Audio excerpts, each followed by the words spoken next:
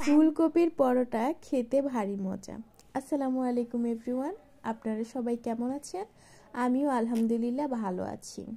আজকে আমি বানাবো ফুলকপির পরোটা। তার জন্য আমি ফুলকপিটিকে ছোট ছোট করে কেটে নিলাম এবং একটি পাতিলে নিয়ে পানি, সামান্য পরিমাণ হলুদ এবং পরিমাণ মতো লবণ দিয়ে সিদ্ধ করতে চুলায় বসিয়ে দিলাম। সিদ্ধ হয়ে আসলে আমি একটি ঘুটুনি দিয়ে ভালোভাবে ফুলকপিটিকে ব্লেন্ড করে নিব।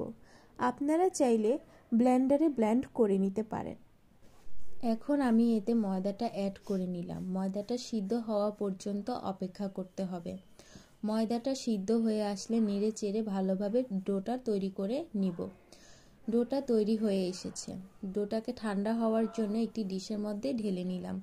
দেখুন ফুলকপির ডোটার কালার কত সুন্দর হয়েছে।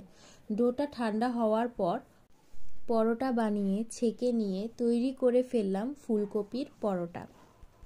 বাসার সবাই তৃপ্তি সহকারে খেলো। এখন আমার খাওয়ার পালা। আমিও পরোটাটি খেয়ে দেখলাম, খুবই মজা হয়েছে। আপনারাও চাইলে বাসায় ট্রাই করতে পারেন এবং কমেন্টে জানিয়ে যেতে ভুলবেন না কেমন হয়েছে। আল্লাহ হাফেজ।